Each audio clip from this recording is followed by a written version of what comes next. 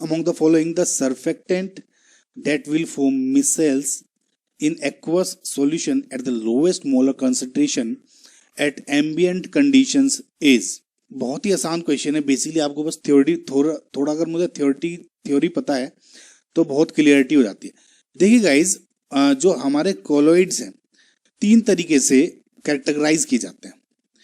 पहला कि जब उनकी फिजिकल स्टेट क्या है, डिस्पर्स्ड फेज की और डिस्पर्जन मीडियम की। फिजिकल स्टेट मतलब सॉलिड है या लिक्विड है, जैसे दिया हुआ है सॉलिड है, गैस है, लिक्विड, सॉलिड। तो जैसे ये जो सोल है, जेल है, इमल्शन है, एरोसोल्स है, ये बेसिकली फिजिकल स्टेट पे डिपेंड करती है। दूसरा होता है nature of interaction between the dispersed phase and dispersion medium.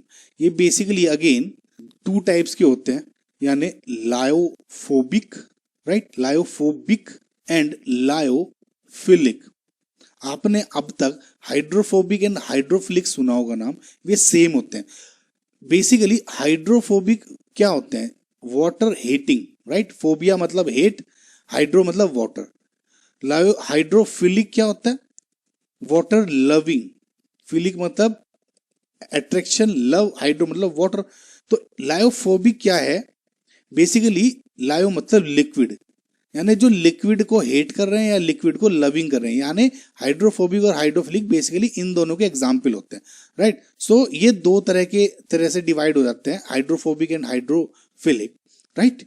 ये भी हम अभी आगे देखेंगे, क्वेश्चन है इनका भी एक पूछा गया हुआ है।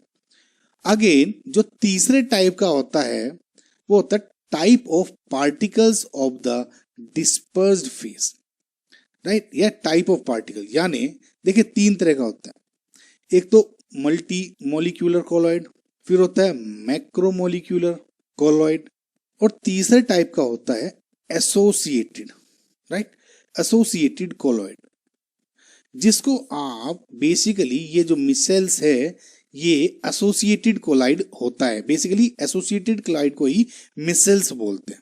नो गाइज, मिसेल्स दिखते कैसे, बेसिकली गाइज आप ये मान के चलिए, जब भी आप किसी सोप या डिटर्जेंट में, राइट, जब पानी में आप सोप या डिटर्जेंट डालते हैं, राइट, तो एक बहुत ही कॉमन एग्जांपल है, हम जिसे कहते हैं कि मिसल फॉर्म होते हैं, राइट। तो क्या मतलब है इसका, देखिए आपने कपड़ा डाला डिटर्जेंट में और आपने देखा कि आपका कपड़ा बेसिकली साफ हो जाता है और जो गंदगी है वो उस पानी में रह जाती है।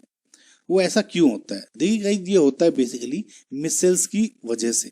जो मिसल है बेसिकली आपका इस तरह का दिखता है, राइट, ये मिसल फॉर्मेशन है। जो मिसल है उसमें एक हाइड्रोफोबिक पार्ट होता है, हाइड्रोफोबिक टेल, और एक हाइड्रोफिलिक हेड होता है, राइट, हाइड्रोफिलिक हेड। ये बेसिकली केमिकल रिएजेंट्स ही हैं। सो ये कुछ इस तरह से अपने आप को अरेंज कर लेते हैं कि जो हाइड्रोफोबिक टेल है वो तो अंदर चली जाती है, राइट, यानी जो डर्ट है, बेसिकली ये क्या है, आपका डर्ट है कपड़ों के, उसको ये क्या कर देता है कि डर्ट में चिपक जाता है, राइट। और जो आपका हाइड्रोफिलिक वाटर लविंग पार्ट है वो पानी में रहता है, जिससे क्या होता है कि जो डर्ट है वो चिपक जाती है इन हाइड्रोफोबिक से, और जो हाइड्रोफिलिक है वो वाटर से चिपक जाता है, और जब हम पानी डालते हैं तो पानी के साथ साथ डर्ट भी निकल जाता है। समझ में आपको, एक तरह से डर्ट को हमने इससे चिपका दिया और इसको पानी से चिपका दिया, ऐसा हुआ है। तो ये हाइड्रोफिलिक हेड है और ये हाइड्रोफोबिक हेड। सो बेसिकली कुल मिला के जो आपका मिसल फॉर्मेशन होती है ये होता है। बहुत ही कॉमन एग्जाम्पल होता है सोडियम स्टीरेट का, जो आप डिटर्जेंट में बेसिकली हम यूज करते हैं, जो ऐसा दिखता है। आप ये देखेंगे कि जो ये पूरी कार्बन चेन है, राइट, ये हाइड्रोफोबिक है, और जो ये बेसिकली आयन है नेगेटिव, राइट, ये आपका हाइड्रोफिलिक हेड है, ये पानी से चिपक जाएगा और ये वाटर से चिपक जाएगा। जो ये मिसल फॉर्मेशन होती है ये वाली, राइट, ये एक पर्टिकुलर टेम्परेचर के ऊपर होता है, जिसको आप क्राफ्ट टेम्परेचर बोलते हैं। यानी जिस पार्टिकुलर के इक्वल या ग्रेटर होगा तभी पॉसिबल होगी मिसल फॉर्मेशन, उसको आप क्राफ्ट टेम्परेचर बोलते हैं। और उस पर्टिकुलर कंसंट्रेशन को क्या बोलेंगे जिस पे ये होगा, CMC, क्रिटिकल मिसल कंसंट्रेशन।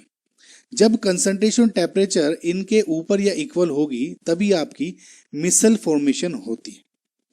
नाउ अब जो ये CMC है इनवर्सली प्रोपोर्शनल होती है बेसिकली जो ये आपकी कार्बन चेन है, ये वाली, राइट, ये कार्बन चेन। तो जितनी लंबी कार्बन चेन होगी उतना ही कम सीएमसी होगा, राइट। सो इसका मतलब क्या हुआ, अगर मेरे अब ये सॉल्यूशन कैसे होगा, जो भी कार्बन चेन जिसमें सबसे ज्यादा लंबी होगी, नंबर ऑफ कार्बन सबसे ज्यादा होंगे, कंसंट्रेशन उसमें सबसे कम होगी, वही हमारा आंसर होगा। अब इसमें देखूं, फर्स्ट जो ऑप्शन है, राइट, जो कार्बन चेन है ये N+ है, N+ से 3 CH3 जुड़े हुए होंगे तभी N+ है, राइट, और एक ये कार्बन चेन, तो ये carbon carbon carbon basically 15 + 1 carbon 16 carbon है। सिमिलरली इधर 11 + 1 12 कार्बन है, इधर 6 + 1 7 है, और इधर है 11 और 1 + 12 कार्बन। सो आपका आंसर क्या हुआ जिसका सबसे ज्यादा है, option A, right. So this are correct answer.